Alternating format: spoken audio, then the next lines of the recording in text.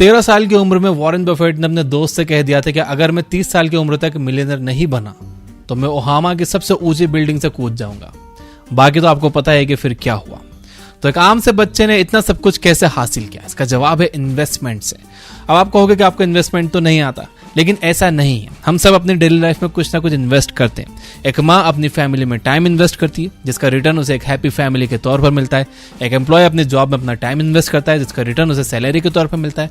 और एक बिजनेसमैन अपने बिजनेस में अपना पैसा इन्वेस्ट करता है, जिसका रिटर्न उसे प्रॉफिट के तौर पर मिलता है। यानी इन्वेस्टमेंट हमारी लाइफ में हर जगह है।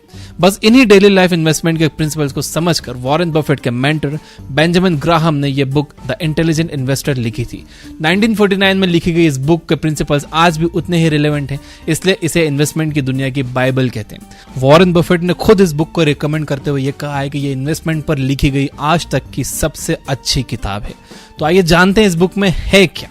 मैं आपको इस बुक से 8 लेसन्स बताऊंगा, जिन्हें जानने के बाद आपके इन्वेस्टमेंट से रिलेटेड बहुत सारे सवालों के जवाब मिल जाएंगे। So let's begin. Lesson 1, investor versus speculator. Investing की दुनिया में 2 तरह के लोग होते हैं, इन्वेस्टर और स्पेक्युलेटर। जिन्हें हम आमतौर पर इन्वेस्टर समझते हैं, वो असल में स्पेक्युलेटर्स होते हैं। तो आइए जानते हैं इनमें क्या फर्क है। एक स्पेक्युलेटर मार्केट और रिसेंट ट्रेंड्स को देखकर ही अपना डिसीजन लेता है, यानी वो अपने लक और अंदाजा लगाने की कैपेसिटी पर भरोसा करता है। वहीं एक इन्वेस्टर अपने सारे डिसीजन अपने एनालिसिस के बेस पर लेता है। एक इन्वेस्टर वही है जिसमें 3 क्वालिटीज हो। फर्स्ट क्वालिटी, उसका एक्शन एनालिसिस बेस्ड हो, ना कि ट्रेंड बेस्ड।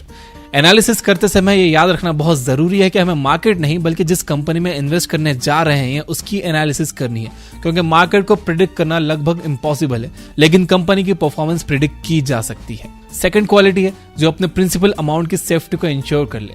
थर्ड क्वालिटी है जिसका एम एक्स्ट्रा ऑर्डिनरी रिटर्न्स हासिल करने का नहीं बल्कि लॉन्ग टर्म में अच्छे परफॉर्मेंस का हो। जिसमें भी ये 3 क्वालिटीज नहीं है वो एक स्पेक्युलेटर है, इन्वेस्टर नहीं। और ग्राहम का कहना है कि अगर सच में आप इन्वेस्टमेंट से अपनी किस्मत बदलना चाहते हो तो आपको स्पेक्युलेटर नहीं बल्कि इन्वेस्टर बनना होगा, क्योंकि इन्वेस्टमेंट की दुनिया में अगर कुछ यूनिवर्सल ट्रुथ है तो वो ये कि आपका अंदाजा कभी भी गलत हो सकता है। Lesson 2, defensive investor versus aggressive investor versus enterprising investor. अगर हम रियल वर्ल्ड में इन्वेस्टर्स की बात करें तो वो 3 तरह के होते हैं, डिफेंसिव, एग्रेसिव और एंटरप्राइजिंग। एक डिफेंसिव इन्वेस्टर रोहित शर्मा की तरह होता है, जिसका रन रेट तो कम है लेकिन जो लंबे समय तक पिच पर टिक कर विकेट बचाता है। वहीं एग्रेसिव इन्वेस्टर शिखर धवन की तरह हाई रन रेट तो देते हैं लेकिन कई बार छक्का लगाने के चक्कर में कैच आउट हो जाते हैं। वहीं एंटरप्राइजिंग इन्वेस्टर विराट कोहली के जैसे होते हैं, जो कभी एग्रेसिव होकर रिस्क ले लेते हैं, कभी डिफेंसिव होकर विकेट बचाते हैं। अब इसे इन्वेस्टमेंट की नजर से समझते हैं। एक एग्रेसिव इन्वेस्टर हाई रिटर्न्स पाने के लालच में हाई रिस्क फंड में इन्वेस्ट करता है। वहीं एक डिफेंसिव इन्वेस्टर ऐसा होता है जो लो रिस्क फंड या यूं कहें कि सिक्योर फंड में इन्वेस्ट करता है। वहीं एंटरप्राइजिंग इन्वेस्टर अपना टोटल इन्वेस्टमेंट का कुछ हिस्सा सिक्योर फंड में और कुछ हिस्सा हाई रिटर्न फंड में इन्वेस्ट करता है। ज्यादातर लोग सोचते हैं कि इन्वेस्टमेंट यानी कुछ ही समय में बहुत सारा पैसा कमाना और रातों रात अमीर बन जाना, लेकिन सच बात यह है कि दुनिया के हर काम की तरह यहां भी पेशेंस रखना पड़ता है। और बिना पेशेंस के शायद आपको थोड़ा फायदा हो सकता है, लेकिन एकदम से जब नुकसान होगा तो आप खुद को संभाल नहीं पाओगे। इसलिए आपको कौन सा इन्वेस्टर बनना है यह सोचना बहुत जरूरी है। यह फैसला इस बात पर डिपेंड करता है कि आपके पास कितना टाइम है और आपके इन्वेस्टमेंट का मेन एम क्या है। अगर आपके पास बहुत टाइम है और आप फुल टाइम इन्वेस्टर बनना चाहते हो तो आप एक एंटरप्राइजिंग इन्वेस्टर का पोर्टफोलियो फॉलो कर सकते हो। एंटरप्राइजिंग इन्वेस्टर बनने के लिए आपको बहुत सारे एनालिसिस करनी होती है, लेकिन ज्यादातर लोगों के पास इतनी एनालिसिस करने का टाइम नहीं होता और वो एक पार्ट टाइम इन्वेस्टर होते हैं। तो उनके लिए बेहतर यह है कि वो एक डिफेंसिव इन्वेस्टर का पोर्टफोलियो फॉलो करें। इससे उनके रिटर्न शायद थोड़े कम हो सकते हैं, लेकिन ऑन एन एवरेज उनकी परफॉर्मेंस अच्छी ही रहेगी। ग्राहम एग्रेसिव इन्वेस्टर बनने का सजेशन किसी को नहीं देते, क्योंकि वो रास्ता गैम्बलिंग की तरह है जो आपको एक दिन में अर्श से फर्श पर ला सकता है। Lesson 3, defensive portfolio. अगर आपने एक डिफेंसिव इन्वेस्टर बनने का फैसला किया है तो आइए देखते हैं कि बेंजामिन ग्राहम आपको किन कंपनीज में इन्वेस्ट करने की सलाह देते हैं। सबसे पहला है adequate size of an enterprise, यानी आपको बड़ी और रेप्यूटेड कंपनी में इन्वेस्ट करना चाहिए, क्योंकि लॉन्ग रन में ये एडिक्वेट रिटर्न देती हैं। वहीं छोटी कंपनीज काफी रिस्की होती हैं। नंबर 2 है स्ट्रॉन्ग फाइनेंशियल कंडीशन, यानी आपको एक ऐसी कंपनी में इन्वेस्ट करना चाहिए जिसके करंट एसेट्स उसकी लायबिलिटीज से दुगने हो, यानी उसके डेट और अर्निंग में 2:1 का करंट रेशियो होना चाहिए, यानी कि 200% करंट रेशियो होना चाहिए। नंबर 3 है अर्निंग स्टेबिलिटी, यानी पिछले 10 सालों में कंपनी ने कोई बड़ा लॉस ना उठाया हो और कुछ ना कुछ रेगुलर प्रॉफिट गेन किया हो। नंबर 4 है डिविडेंड रिकॉर्ड, यानी कंपनी ने कम से कम 15-20 सालों में अपने इन्वेस्टर्स को लगातार डिविडेंड पे किया हो। नंबर 5 है अर्निंग ग्रोथ, यानी कंपनी का प्रॉफिट हर साल बढ़ते रहना चाहिए और पिछले 10 सालों में कम से कम 33% बढ़ना चाहिए। लेकिन अगर हम इंडिया की बात करें तो यहाँ इन्फ्लेशन को देखते हुए कम से कम 10 सालों में 100%, यानी कि डबल प्रॉफिट तो होना ही चाहिए। नंबर 6 है मॉडरेट पीई रेशियो, यानी कंपनी के शेयर का करंट प्राइस उसके पिछले 10 सालों के रिटर्न से 15 गुना से ज्यादा नहीं होना चाहिए, वरना आप उस स्टॉक को उसके एक्चुअल वैल्यू से ज्यादा प्राइस में खरीद रहे हो, जो आपके फ्यूचर रिटर्न को कम कर देगा। इन सब के अलावा सबसे जरूरी बात यह है कि डिफेंसिव इन्वेस्टर को ग्रोथ स्टॉक्स में इन्वेस्ट करने से बचना चाहिए। उसका पोर्टफोलियो 50-50% का होना चाहिए, यानी कि 50% उसे बॉन्ड या कैश में इन्वेस्ट करना चाहिए और बाकी के 50% स्टॉक्स में। वैसे तो वॉरेन बफेट और बेंजामिन ग्राहम हमेशा एक पेशेंट, डिफेंसिव और लेस एक्सपेक्टेशंस रखने वाला इन्वेस्टर बनना सिखाते हैं, लेकिन फिर भी अगर आप फुल टाइम इन्वेस्टर बनकर हाई रिटर्न्स में अपना हाथ आजमाना चाहते हो तो अगला पॉइंट आपके लिए है। Lesson 4, enterprising investor. एक एंटरप्राइजिंग इन्वेस्टर के पोर्टफोलियो में आपको ये 4 चीजें जरूर मिलेंगी: patience, discipline, eagerness to learn यानी कुछ सीखने की चाहत, और बहुत सारा टाइम इन्वेस्टमेंट। जैसे जिंदगी से थोड़ा हासिल करने के लिए आपको कुछ अलग करना पड़ता है, वैसे इन्वेस्टमेंट से कम लॉस में ज्यादा रिटर्न्स पाने के लिए भी आपको बाकियों से कुछ अलग करना होगा। आइए सीखते हैं क्या। नंबर 1, मार्केट के खिलाफ जाना, यानी जब सब लोग मार्केट के नीचे आने के डर से अपने शेयर बेच रहे हैं तब आप खरीदो, और जब सब मार्केट के ऊपर जाने से लालची बनकर खरीद रहे हैं तब आप बेचो। नंबर 2, ग्रोथ स्टॉक्स खरीदना। ग्रोथ स्टॉक यानी वो कंपनियां जो मार्केट में बाकी कॉम्पिटिटर्स से ऑन एन एवरेज ज्यादा प्रॉफिट कमा रही हैं, जिनके पास कोई यूनिक प्रोडक्ट या सर्विसेज है जिससे फ्यूचर में उनके शेयर्स की कीमत बढ़ सकती है, लेकिन इन कंपनीज के शेयर हाई पीई रेशियो पर मिलते हैं और ये वैल्यू स्टॉक्स के मुकाबले डिविडेंड कम देती हैं। यानी अगर आपकी रिसर्च सही है और आगे आने वाले समय में कंपनी की एसेट वैल्यू बढ़ गई तो शेयर बेचने से में आपको अच्छा खासा प्रॉफिट हो सकता है, लेकिन इन स्टॉक्स में इन्वेस्ट करने से पहले बहुत अच्छी तरह से रिसर्च करना बहुत जरूरी है ताकि आप सटीक अंदाजा लगा सको, वरना नुकसान भी हो सकता है। इसलिए डिफेंसिव इन्वेस्टर को इसमें हाथ डालने से मना किया जाता है। नंबर 3 है बार्गेन स्टॉक्स को खरीदना। ये ऐसे स्टॉक्स होते हैं जो रेप्यूटेड कंपनी के तो होते हैं, लेकिन किसी मार्केट रीजन की वजह से सस्ते में मिल रहे होते हैं, यानी कि इन कंपनीज के शेयर्स का मार्केट प्राइस तो कम होता है, लेकिन जब आप इनकी इंट्रिंसिक वैल्यू देखोगे तो ये काफी हाई होती है। नंबर 4, स्पेशल केसेस को खरीदना। इनमें उन छोटी कंपनीज के स्टॉक्स होते हैं जिन्हें कोई बड़ी कंपनी एक्वायर करने वाली हो। ऐसे स्टॉक्स भी काफी प्रॉफिट देते हैं। फॉर एग्जांपल रुचि सोया का स्टॉक, ये कंपनी लॉस में चल रही थी और इसका शेयर प्राइस 20 रुपए से भी कम का था, लेकिन इसे पतंजलि ने एक्वायर किया। अब ये कंपनी प्रॉफिट में और 2 साल बाद इस शेयर का आज जो भाव है वो 1000 रुपए से भी ऊपर है। लेसन नंबर 5 है मिस्टर मार्केट। इन्वेस्टमेंट का सबसे जरूरी हिस्सा क्या है?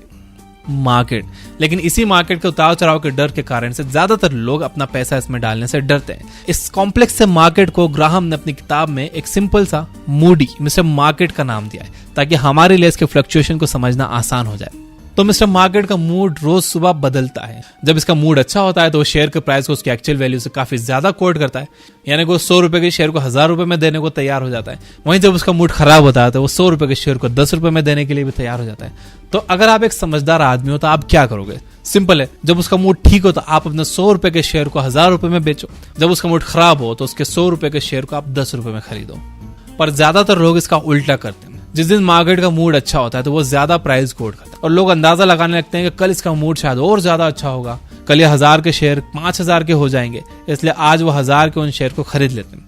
और जब उसका मूड खराब होने लगता है तो लोग डर के मारे कहीं उसका मूड खराब ना हो जाए अपने शेयर को 10 रुपए में बेच देते हैं। ग्राहम कहते हैं कि अगर आपको डिफेंसिव इन्वेस्टर बनना है, लॉन्ग टर्म में आपको इन्वेस्ट करना है, तो आप मार्केट को भूल ही जाओ। उसका मूड कैसा भी हो आपको उससे फर्क नहीं पड़ना चाहिए। जब आपने इन्वेस्ट कर दिया तो आपको फर्क नहीं पड़ना चाहिए कि मार्केट ऊपर जा रहा है या नीचे जा रहा है।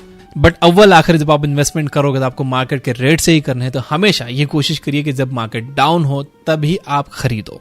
आपको शेयर्स खरीदने के लिए डीमैट अकाउंट लगता है। देखो फिलहाल तो मार्केट ऊपर ही जा रहा है, तो व्हाट आई रिकमेंड यू कि आप कम से कम अपना डीमैट अकाउंट खुलवा के रख लो। जब मौका आए, जब आपको लगे कि यार अब मार्केट काफी डाउन है, मिस्टर मार्केट का मूड खराब है, 100 रुपए के शेयर 50 रुपए में मिल रहे हैं, 10 रुपए में मिल रहे हैं, तब आप इसमें पैसा डालना।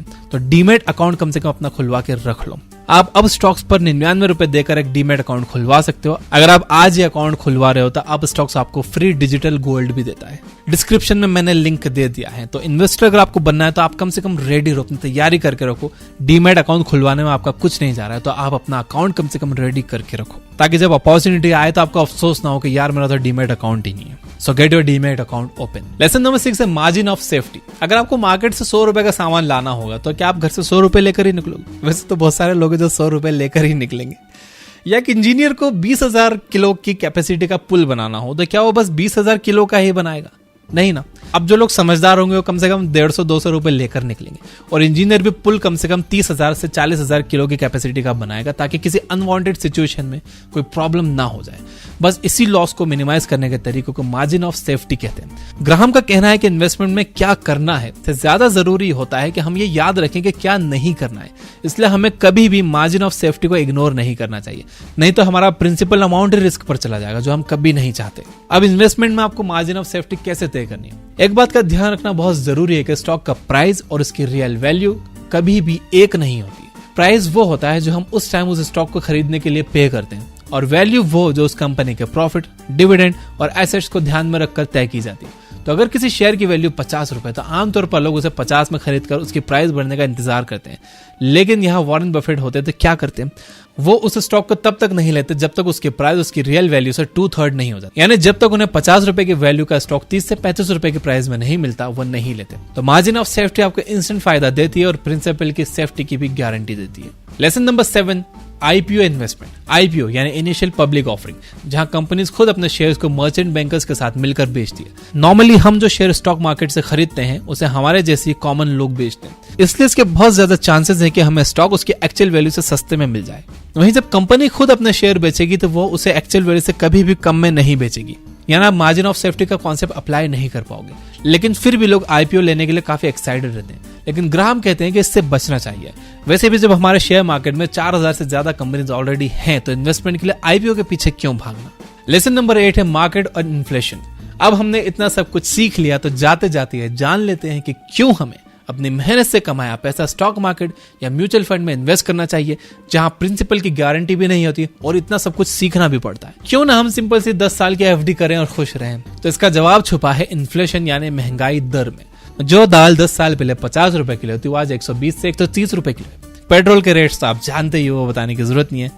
अगर हम इंडिया के इन्फ्लेशन रेट की बात करें तो पिछले 10 सालों में 6 से 7% का इन्फ्लेशन रेट देखा गया है। अब अगर एफडी देखें तो वो आपको 5 से 6% का रिटर्न देती है, यानी कि कुल मिलाकर लॉन्ग रन में आपके पैसे की वैल्यू कम ही होगी। अमीर बनने का कॉन्सेप्ट बस इतना है कि आपके इन्वेस्टमेंट का रिटर्न इन्फ्लेशन से ज्यादा होना चाहिए, तभी लॉन्ग रन में आपको प्रॉफिट होगा और आप एक इंटेलिजेंट इन्वेस्टर कहलाओगे।